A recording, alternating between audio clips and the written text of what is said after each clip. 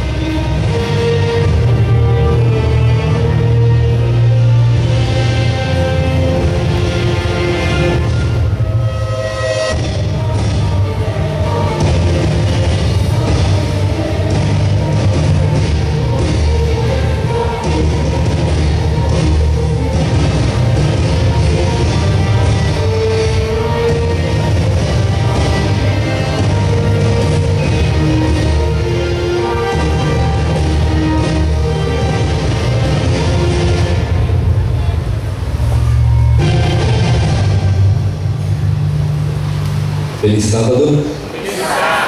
Não.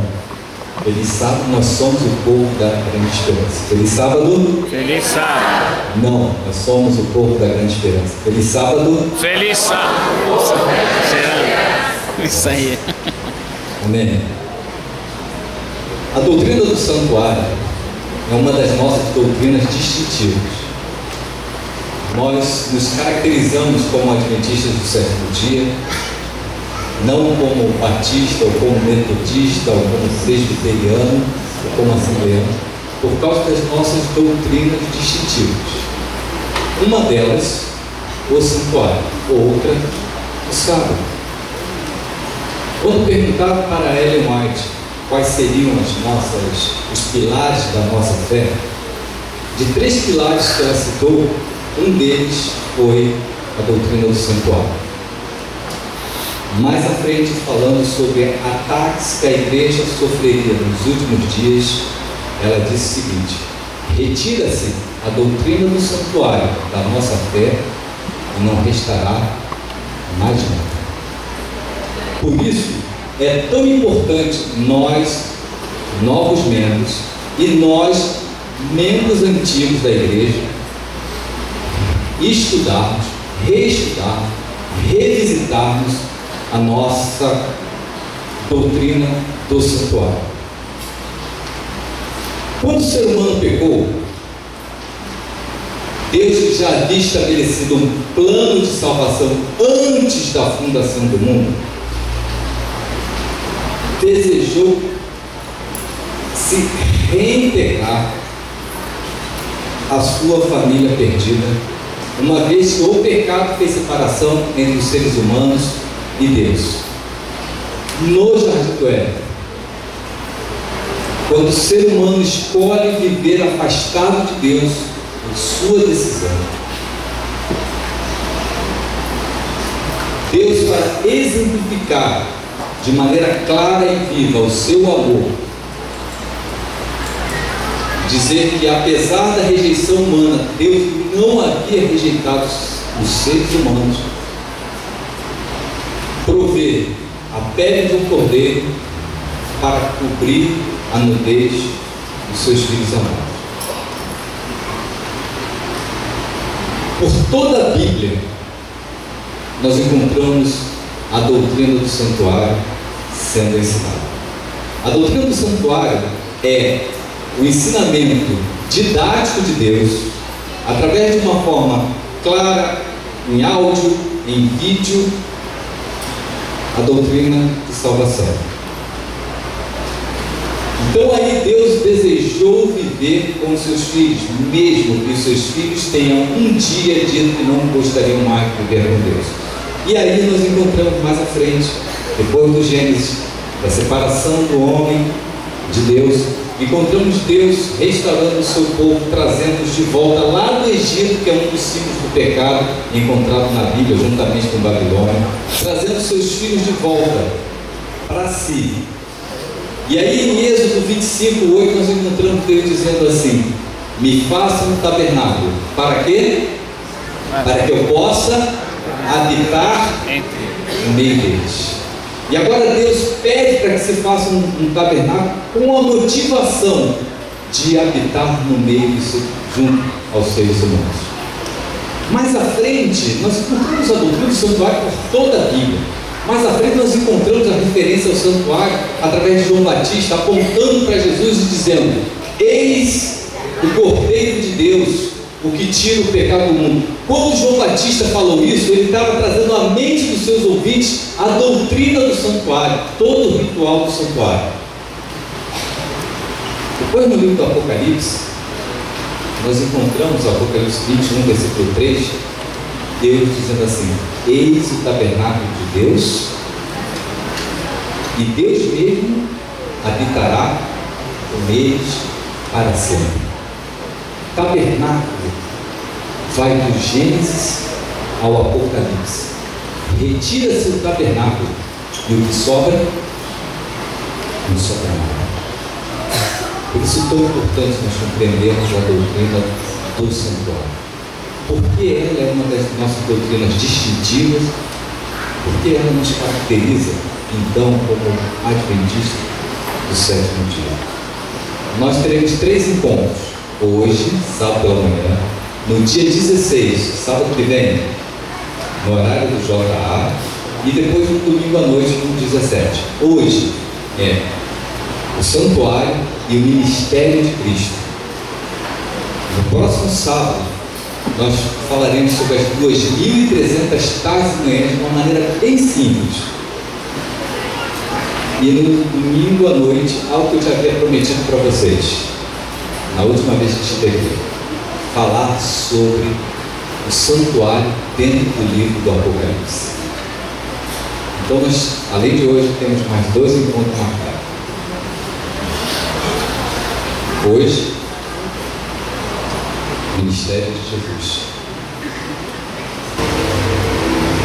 Depois de 430 anos de escravidão no Egito, finalmente Moisés conduz uma multidão para a terra chamada Canaã, lugar que Deus havia prometido ao povo. Deus desejava que seu povo aprendesse uma lição importante. Ele não apenas queria levá-los àquele lugar especial, mas também ensinar que o objetivo final da caminhada é a eternidade com Ele. Deus convidou Moisés para subir novamente ao Monte Sinai. Moisés permaneceu lá 40 dias e 40 noites e recebeu uma ordem.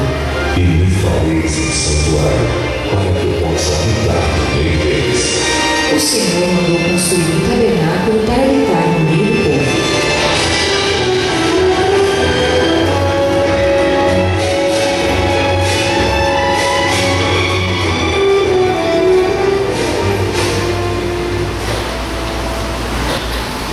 Santuário do Ministério de Cristo.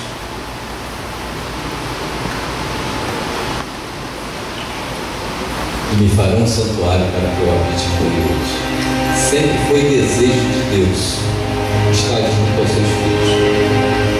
Nunca houve um momento em que Deus não desejasse estar junto dos seus filhos. A orientação de Deus para que se construísse o tabernáculo é para que os seres humanos compreendessem de maneira clara e lógica o amor de Deus e o que Ele faria para restaurar essa ligação perdida. Deus mandou que se construísse um tabernáculo móvel, pois o povo ainda estava andando no deserto. Dentro de uma área fechada por cortinas, havia uma área construída com dois ambientes, chamados de tabernáculo. A área de fora era conhecida por átrio. Lá dentro, a divisão se dava através de uma cortina, que era chamada de segundo véu. O primeiro véu era a própria entrada do tabernáculo. Deus foi muito detalhoso na orientação do tabernáculo. Deus orientou cores, orientou o tipo de madeira, orientou o tipo de bordado, o tipo de linha que se usaria no bordado. E quando nós lemos no livro do Êxodo e adentramos no livro de Levítico, pode parecer a princípio muito chato a leitura e os detalhes. Quando minha filha era pequena e eu recomendava a leitura do ano bíblico para ela, eu pedia para que ela pulasse o livro de Êxodo e o livro de Levítico, para que ela não interrompesse o ano bíblico dela, porque a princípio pode parecer uma leitura muito demorada e repetitiva, e realmente é. Mas o nosso Deus é um Deus de detalhes, um Deus de perfeição. Como nós vamos entender hoje o ministério de Cristo no santuário, aí nós vamos compreender o porquê de tanto detalhe, o porquê de tanta perfeição no santuário. Do lado de fora, o átrio tinha um altar e tinha uma bacia. Esse altar foi acendido pelo próprio Deus. Fogo colocado por Deus, local onde a oferta era sacrificada e depois queimada. Quando Nadab e Abiú levaram fogo aceso por eles mesmos e levaram para este altar, eles foram consumidos. Porque a salvação, mesmo nos dias de Israel, no seu início, nunca foi pelas obras. A salvação sempre foi pela graça. Era Deus quem estava ofertando a salvação. Era Deus que estava ofertando o cordeiro para ser morto, e não o povo. Deus queria que isso ficasse claro. A pia de bronze. Depois, mais à frente, nós vamos estudar sobre o livro Santuário, o livro do Apocalipse. Vamos compreender por que João viu um mar de vidro. No tempo de Salomão, essa pia deixou de ser apenas uma pia que passou a ser chamada de mar de bronze. Essa pia era onde os sacerdotes se lavavam, porque quem vai ofertar algo diante de Deus deve se achegar a Ele com as suas mãos limpas. Nós já estamos lavados. Nós fomos lavados no sangue do Cordeiro, no batismo e nas nossas cerimônias de Santa Ceia. A pia, símbolo de purificação,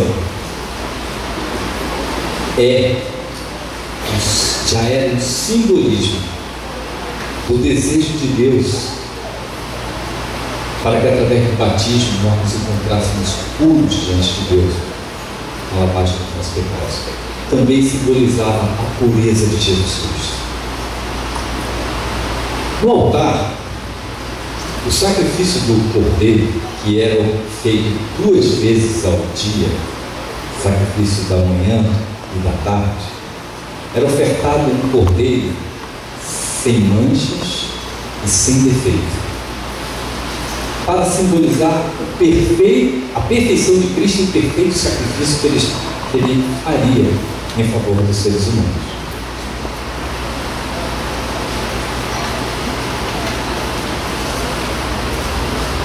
Adentrando no tabernáculo, passando pelo primeiro véu, haviam 3 utensílios nesse primeiro compartimento. Ao lado esquerdo ficava um candelabro com 7 luzes. O número 7 representa a perfeição. E todo o tabernáculo simbolizava Cristo. Todo o ritual do santuário representava a obra de Cristo em favor dos seres humanos, para restituir os seres humanos a uma convivência ideal com Deus. Do outro lado, de frente para o candelabro, ficava uma mesa com 12 pães. E de frente para o segundo véu, um altar com um incenso. Do lado esquerdo, onde ficava o candelabro, aceso diariamente, ele não poderia se apagar, simbolizando a presença e a atuação do Espírito no meio do seu povo, também simbolizando Jesus Cristo. Jesus Cristo disse, cumprindo a profecia, que ele era a luz do mundo. Do outro lado ficava a mesa da proposição, com 12 pães, simbolizando as 12 tribos de Israel e também a fundação da igreja pelos 12 apóstolos. Esses pães simbolizavam Cristo. O que Cristo disse de si mesmo? João capítulo 6, eu sou o pão da vida. De frente ao véu, ao segundo véu, ficava o altar de incenso. Esse incenso, ofertado diariamente, subia até o teto do tabernáculo, enchia o primeiro compartimento do tabernáculo e também ultrapassava para o outro lado, simbolizando o ministério intercessório de Jesus Cristo em favor do seu povo. Dentro do segundo compartimento, o candelabro de 7 luzes. No Apocalipse nós encontramos esse candelabro e ele é chamado de os 7 Espíritos de Deus.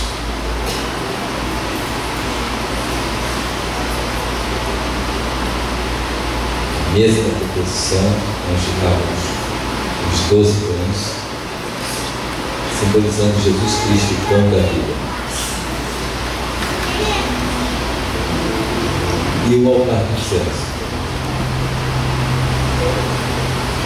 que representava Jesus Cristo intercedendo pelo seu povo a todo instante.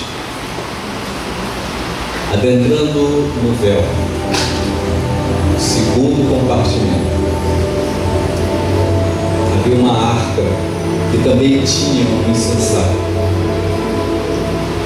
uma arca de madeira recoberta de ouro, simbolizando as duas naturezas de Jesus Cristo, a madeira simbolizando a natureza humana de Jesus e o ouro simbolizando a natureza divina de Cristo. Em cima da arca havia uma tampa chamada de propiciatória. Nessa tampa havia a escultura de 2 anjos que olhavam para baixo em reverência à pessoa de Deus, e a ponta de 2 de suas asas se encontravam. Querubins são os anjos que guardam a glória de Deus, são os guardadores da glória de Deus. Entre os 2 querubins havia uma luz chamada de Shekinah, que era a glória visível de Deus. Somente o sumo sacerdote podia ver 25 minutos. a glória de Deus. Vai acabar daqui a pouco.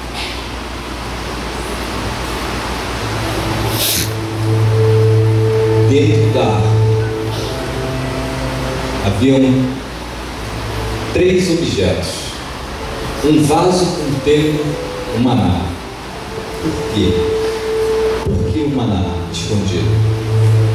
Por que o maná do deserto? O cajado de Arão que floresceu. Por que o cajado de Arão?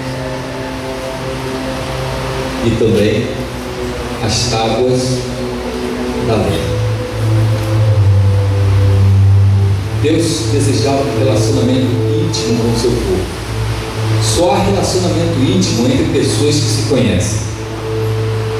Se eu perguntar para vocês o que eu gosto de comer, só os mais íntimos meus que estão aqui hoje saberiam dizer.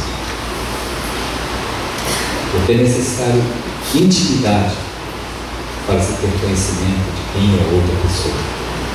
E Deus desejava intimidade com o seu povo. O maná representa a providência divina, isto é, a misericórdia divina, mesmo diante da existência da ingratidão. O povo não queria maná, mas Deus demonstrou a sua misericórdia para com o povo que estava no deserto, através do terremoto do maná. O maná, portanto, dentro da água, representa uma das faces do caráter de Deus, pelo qual Deus gostaria de ser conhecido, que é a sua misericórdia. O cajado de Arão, que foi usado diante de Faraó para demonstrar o poder de Deus, demonstra também uma das faces pela qual Deus gostaria de ser conhecido, que nele reside todo o poder e toda a autoridade. Por isso Jesus Cristo, enquanto estava ascendendo aos céus, quando seus pés já não mais estavam tocando o chão desse planeta, disse: toda a autoridade me foi dada no céu e na terra. Daí vem a ordenança para que nós amássemos uns aos outros, convidando outros para serem parte do tabernáculo. Misericórdia, mas todo poder. E a outra face de Deus, pela qual Deus gostaria de ser conhecido, é a sua justiça. Os mandamentos de Deus guardados ali mostravam que Deus, em sua perfeição, que é todo amor, não abre mão de ser justo. Hoje nós estamos vivendo um período de extremos no mundo cristão.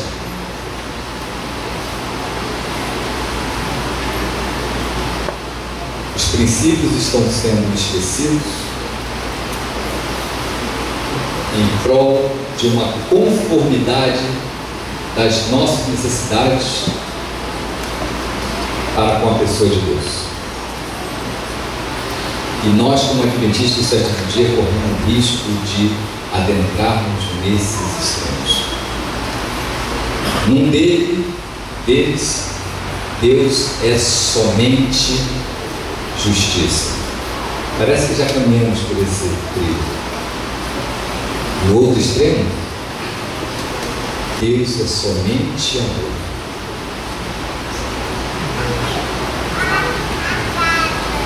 O ritual do santuário nos ensina que amor e justiça se encontram na pessoa de Deus.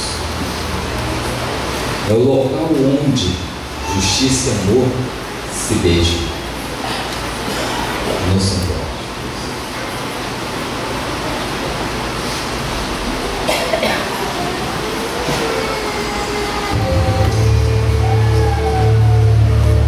Ritual diário. Os dias pela manhã e à tarde um sacrifício era realizado.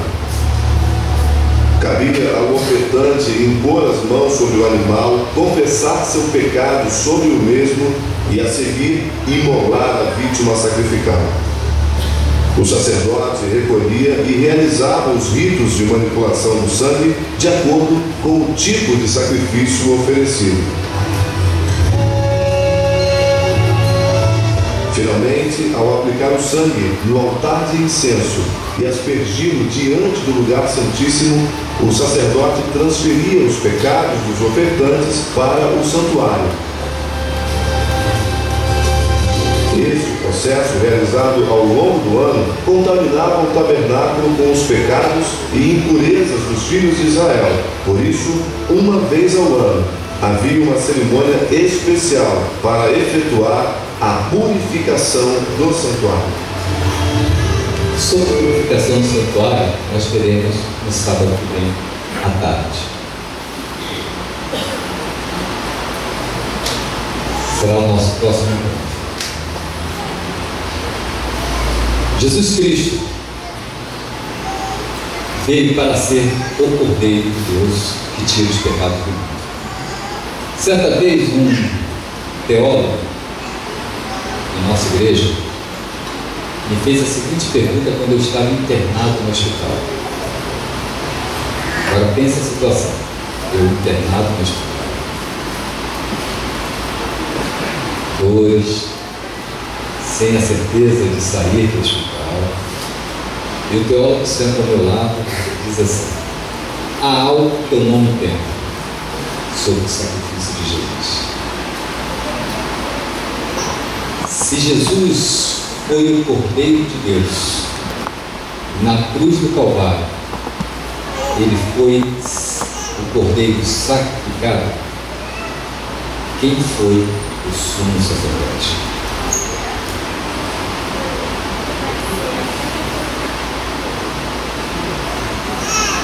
E a gente pode vaguear sobre teorias e sobre pensamentos e posições, mas o que o desejar de todas as nações diz é que ninguém tirou a vida de Jesus. Ele se entregou e ele deu a sua vida por nós. E ela disse que ele era tanto o Cordeiro de Deus quanto o sumo sacerdote. Todo o ritual do santuário tinha por objetivo mostrar o amor de Deus em se entregar para que um dia nós pudéssemos habitar junto a Ele novamente. Jesus era o Cordeiro. Jesus era representado também pelo sacerdote, que só podiam entrar no primeiro compartimento. E Jesus também era o sumo sacerdote que adentrava no segundo compartimento. Sobre o segundo compartimento nós estudaremos no sábado que vem à tarde. Mas é importante que a gente não perca de vista isso quando estudamos sobre o santuário. Deus amou o mundo de tal maneira que deu seu Filho para que toda aquele que não pereça, mas tenha vida eterna. Por um tempo, o ritual do santuário fez muito sentido para o povo de Israel, mas era tão somente um rito. No princípio, quando se levava o animalzinho de estimação, que era chamado pelo nome para ser sacrificado, deveria e causava uma dor tremenda no ofertante, para compreender a dor de Deus com a existência do pecado. Mas com o passar do tempo, sacrifícios e sacrifícios foram fazendo com que o povo, as pessoas, perdessem o sentido do ritual que deveria levar à adoração e passaram a ver como meramente um rito que deveria ser cumprido. Como adventistas do sétimo dia, corremos o risco de transformar o nosso culto em ritos, e tão sem sentido quanto passou a ser o povo de Israel. Se tornou tão sem sentido para eles, que quando o Cordeiro de Deus foi apresentado para eles, o próprio povo de Deus não o aceitou, o rejeitou e desejou a sua morte. Corremos o risco de perder de vista quem somos, quando perdemos de vista que hoje aqui estamos dentro do santuário. Pela graça de Deus, não existe mais o véu de separação entre o local santo e o santíssimo. Aqui é a arca, é aqui aqui onde a glória de Deus se revela. Amém.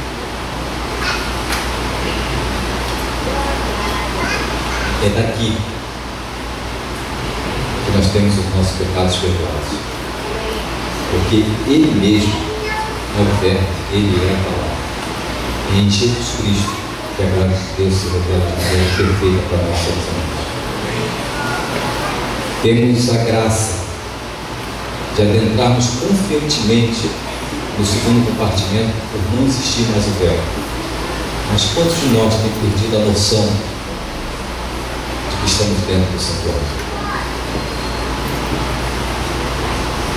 Quantos de nós perdeu a noção da santidade do local onde nos encontramos agora? O ritual do santuário. Os pecados eram transferidos para o Cordeiro, para que os seres humanos ficassem livres do pecado. Depois, uma vez por ano, um ritual de transferência, porque o santuário era manchado com os pecados do povo. Uma vez por ano, esses pecados teriam que ser transferidos para outro ser, para que fossem responsabilizados pelos pecados existentes no santuário. Mas sobre isso, nós daremos um sábado. Que Deus nos abençoe a compreendermos a santidade do santuário para a purificação do povo de Deus em todos os tempos. Amém. Deus nos permita compreender que o santuário de Deus continua existindo ainda nos dias de hoje. Todas as vezes, quando nos sábados, nos quartos, nos domingos, nós vemos até a igreja para termos encontro com Deus. Que Deus nos habilite a compreender que quando chegamos até aqui, nesta casa de oração para todas as pessoas, nós chegamos até aqui, principalmente para termos um encontro com a divindade. Amém. Que Deus nos purifique de todo o mal.